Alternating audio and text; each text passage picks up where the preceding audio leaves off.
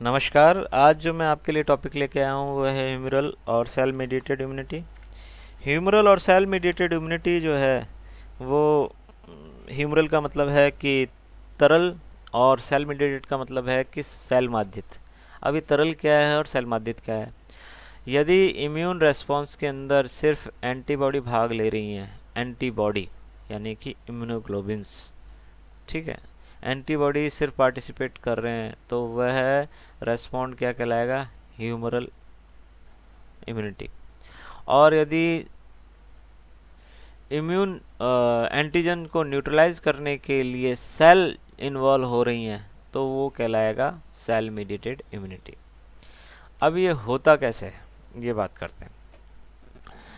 क्या होता है कि जब कोई पैथोजन पैथोजन कोई भी हो सकता है, वायरस हो सकते हैं, बैक्टीरिया हो सकते हैं, कोई पैरासाइट हो सकता है, कोई फंगस हो सकती है, ठीक है। तो ये जो पैथोजन्स हैं जब हमारी बॉडी में एंटर करते हैं तो हमारी बॉडी जो है उसके अगेंस्ट में रेस्पॉन्ड करती है, उसके अगेंस्ट में जो हमारा इम्यून सिस्टम है वो रेस्पॉन्ड करता है। तो ये कैसे रेस्पॉन्ड करता है?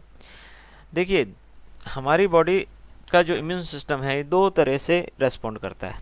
पहला तरीका तो ये हो कि जो एंटीबॉडी है हमारे शरीर में मौजूद वो एंटीबॉडी पैथोजेंस को या एंटीजेंस को न्यूट्रलाइज करें, ठीक है।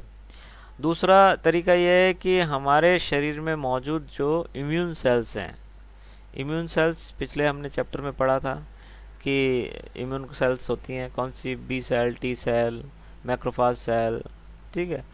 तो ये सारी जो कोशिकाएं हैं, नेचुरल किलर सेल्स, ये सेल यदि इन्वॉल्व होती हैं उस पैथोजन को न्यूट्रलाइज करने में या एंटीजन को न्यूट्रलाइज करने में, तो वो कहलाएगा, वो जो रेस्पॉन्ड जो होगा वो दूसरा तरीके का होगा, ठीक है। यदि पैथोजन या एंटीजन एक्स्ट्रा सेलुलर है तब तो एंटीबॉडी रेस्पॉन्ड करेगी, यानी कि एक्स्ट्रा सेलुलर का मतलब है सेल के बाहर, किसी भी कोशिका के बाहर यदि एंटीजन है तो वह एंटीबॉडी उसके अगेंस्ट में रेस्पॉन्ड करेगी।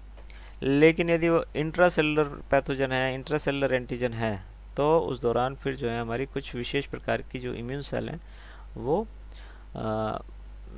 रेस्पॉन्ड करेंगी। ये होता कैसे है? देखिए, हमने पहला तरीका पढ़ा था, क्या पढ़ा था? ये वाला, एंटीबॉडी। जबकि हमारे इम्यून रेस्पॉन्ड जो करेगा यदि एंटीबॉडी उसमें इन्वॉल्व हो रही है तो उस तरह का जो मैंने एक बताया तरल, दूसरा बताया सेल मीडिएटेड। तो ये जो एंटीबॉडी वाला जो पार्ट है, एंटीबॉडी जिसमें इन्वॉल्व हो रही है, जहाँ सिर्फ एंटीबॉडी इन्वॉल्व होगी वहाँ कहलाएगा ह्यूमरल इम्यूनिटी। और जहाँ जो है इम्यून सेल्स या इम्यूनिटी की जो कोशिकाएं हैं वो यदि भाग ले रही हैं तो वो कहलाएगी सेल मीडिएटेड। अब ये रेस्पॉन्ड कैसे करती हैं ये चीज़ बात करते हैं। देखिए, ये जो हमने कहा है कि जिसमें सिर्फ एंटीबॉडी पार्टिसिपेट करती है वो कहलाएगा ह्यूमरल इम्यूनिटी। और जहाँ जो है सेल भाग लेंगी, जैसे मैंने बताया कि टी सेल है, मैक्रोफाज कोशिकाएं हैं, ठीक है, तो ये क्या कहलाएगी? Cell mediated immunity. इसमें जो मेजर रोल प्ले करती है वो करती है बी सेल। ये जो बी कोशिका है, हमने दो तरह की कोशिका लिम्फोसाइट्स पढ़ी थी, एक तो बी लिम्फोसाइट और दूसरी टी लिम्फोसाइट पढ़ी थी ना। तो जो बी सेल का जो मुख्य कार्य है वो क्या था? एंटीबॉडी का निर्माण करना। बी जो कोशिकाएं हैं जिनका कि मैच्योरेशन बोन मैरो में हो रहा था, उनका मुख्य कार्य क्या है? एंटीबॉडी का निर्माण करना। जो टी कोशिकाएं थी वो कहाँ बंद तो कर रही थी बोन मैरो में, लेकिन मैच्योर कहाँ हो रही है? टी फॉर थाइमस, थाइमस में वो मैच्योर हो रही है। तो इनका जो मुख्य कार्य क्या है? ये दो प्रकार की होती हैं, टी हेल्पर सेल और टी साइटोटॉक्सिक सेल। ये तो है टी हेल्पर सेल, ये टी हेल्पर सेल है, ठीक है, यहाँ डिनोट नहीं किया मैंने, ये टी हेल्पर सेल है। और ये टी साइटोटॉक्सिक सेल है। टी साइटोटॉक्सिक सेल जो है किल करने का काम करेगी, टी हेल्पर सेल जो है हेल्प करने का काम करेगी। तो ये कैसे काम करती हैं ये बताते हैं। क्या होता है, जब मैंने कहा कि दो तरह के एंटीजेंस होंगे, एक्स्ट्रा सेलुलर और दूसरा है इंट्रा सेलुलर। ये जो है इंट्रा सेलुलर है। एक्स्ट्रा सेलुलर मतलब सेल के बाहर। जब एंटीजन जो सेल के बाहर है तो उसको बी सेल रिकॉग्नाइज करती हैं। बी सेल के बाहर जो है एंटीजन है उसको वो ट्रैप करते हैं, रिकॉग्नाइज करते हैं। फिर जो टी हेल्पर सेल है उसके द्वारा स्रावित साइटोकाइनिन्स बी सेल को डिवाइड होने में मदद करते हैं। यानी कि बी सेल को एक क्या कहते हैं, बी सेल को इंड्यूस करते हैं। तो बी सेल को किसके लिए इंड्यूस करते हैं? डिवाइड होने के लिए। बी सेल डिवाइड होती है। ये जो सेल है ये कहलाती है प्लाज्मा सेल। ये जो प्लाज्मा सेल है ये बी सेल से थोड़ी लार्ज हो जाती है और इसका काम होता है कि लार्ज बड़ी मात्रा में एंटीबॉडी का तुरंत निर्माण करना। तो बी सेल क्या हुआ कि बी सेल ने किसी एंटीजन के साथ इंटरेक्ट किया और इंटरेक्ट होने के बाद ही साथ जो टी हेल्पर सेल किससे स्रावित जो साइटोकाइन्स हैं वो साइटोकाइन जो है बी सेल को एक्टिवेट करते हैं कि ये विभाजित हो, और विभाजित होकर ये प्लाज्मा सेल में डिवाइड होती है। प्लाज्मा सेल का मुख्य काम होता है एंटीबॉडी का निर्माण करना। ये जो विभाजित होती है दो सेल में विभाजित होती है, एक तो प्लाज्मा सेल और दूसरी होती है मेमोरी सेल। ये जो प्लाज्मा सेल है इसका काम होता है कि एंटीबॉडी का तुरंत निर्माण करना, और जो दूसरी कोशिका होगी मेमोरी सेल, वो मैंने यहाँ नहीं दिखाई है, वह मेमोरी सेल आगे भविष्य में इसी तरह के यदि एंटीजन का दोबारा अटैक हुआ तो उसके दौरान ये जो मेमोरी सेल है तुरंत जो है फिर एंटीबॉडी का निर्माण करती है। और ये एंटीबॉडी जो है इस तरह के जो एंटीजन हैं उनको ये न्यूट्रलाइज करते हैं।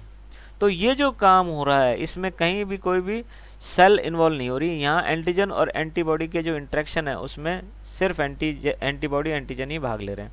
तो ये जो कहलाएगी ये ह्यूमरल इम्यूनिटी कहलाएगी, और इसका जो मुख्य मेजर रोल होता है इसमें बी सेल का होता है।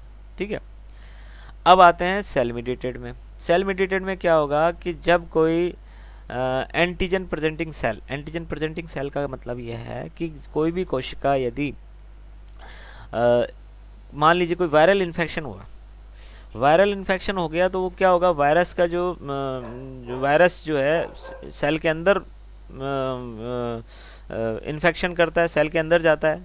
ठीक है, सेल के अंदर जाने के बाद उसके जो प्रोटीन खोल हैं उसको तोड़ दिया जाता है, और एमएससी जो मॉलिक्यूल्स है ये जो दिखाए जा रहे हैं ब्लैक से, ये सारे एमएससी मॉलिक्यूल हैं, मेजर हिस्टोकॉम्पैटिबिलिटी कॉम्प्लेक्स। ये एमएससी मॉलिक्यूल उस एंटीजन को प्रेजेंट करते हैं, बाहर की तरफ प्रदर्शित करते हैं। ये जो लाल लाल कल के डॉट दिखाई जा रही है ये है एंटीजन है। जो इंटरनलाइज पैथोजन है उसका प्रेजेंटेशन करती है। यानी कि सेल के अंदर जो कोई यदि पैथोजन घुस गया है या एंटीजन घुस गया है तो उसको ये एमएससी मॉलिक्यूल प्रोसेस करते हैं, और प्रोसेस करने के बाहर प्रदर्शित करते हैं। तो ये जब प्रदर्शित करते हैं तो इस कोशिका को कहते हैं एपीसी एंटीजन प्रेजेंटिंग सेल। ये एपीसी को टी सेल आइडेंटिफाई करती है।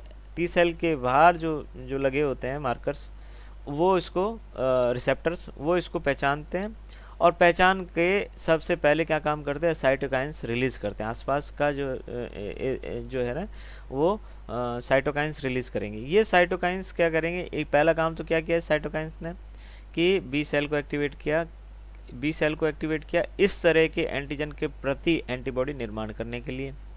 दूसरा, ये जो साइटोकाइंस हैं ये टी सेल को एक्टिवेट कर रहे हैं, टी साइटोटॉक्सिक सेल को। तीसरी तरफ ये मैक्रोफाज सेल्स को एक्टिवेट कर रहे हैं।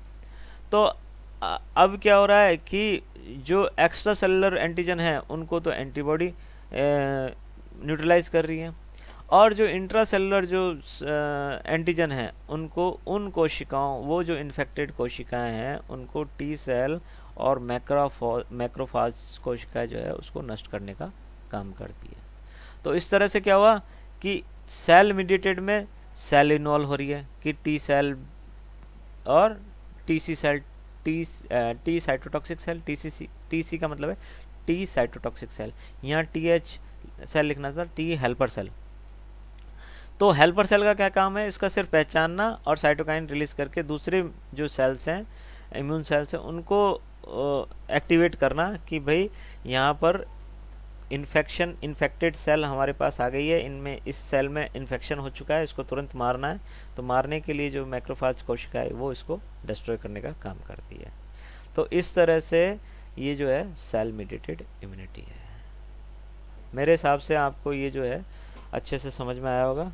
बहुत ही सिंपल तरीके से, डायग्रामेटिक तरीके से मैंने इसको बताया। ये डायग्राम भी जो है मैंने खुद ने बनाया, और ये एग्ज़ाम में एज इट इज़ आप यदि इसको प्रेजेंट कर देंगे तो ये आपके जो भी नंबर हैं, जितने भी कुछ नंबर का प्रश्न है, ये वो उतने ही नंबर आपके आ जाएंगे। देखो दोनों चीज़ों में एक एक चीज़ ध्यान रखने की बात है कि यहाँ पर जो पॉइंट लिखेंगे, यहाँ पर ये एंटीबॉडी मीडिएटेड होगी, ह्यूमरल जो होगा, तरल जो होगी। दूसरा ये सेल मीडिएटेड होगी, इसको सेलुलर इम्यूनिटी भी कहते हैं। तो मैंने यहाँ पर सेल मीडिएटेड इम्यूनिटी लिखा है, इसको हम सेलुलर इम्यूनिटी भी कहेंगे। तो यहाँ एंटीबॉडी मीडिएटेड होगी, ये सेलुलर मीडिएटेड होगी। इसमें मुख्य जो कोशिका जो मुख्य रोल होगा वो बी सेल का होगा। यहाँ पर मुख्य रोल किसका होगा? टी सेल का होगा। ठीक है। तीसरा जो पॉइंट बनता है वो है ये जो है ह्यूमरल इम्यूनिटी है वो एक्स्ट्रा सेलुलर एंटीजन के प्रति रेस्पॉन्ड करती है, एक्स्ट्रा सेलुलर एंटीजन के प्रति रेस्पॉन्ड करती है। जबकि ये जो होंगे ये होंगे इंट्रा सेलुलर, यहाँ लिखा नहीं है मैंने, इंट्रा सेलुलर जो एंटीजन से उसके प्रति रेस्पॉन्ड करते हैं। ठीक है। तो ये तीन जो है पॉइंट महत्वपूर्ण पॉइंट हैं, इसके आधार पर हम दोनों को जो है बाइफरकेट कर सकते हैं, डिवाइड कर सकते हैं। ठीक है। Thank you very much.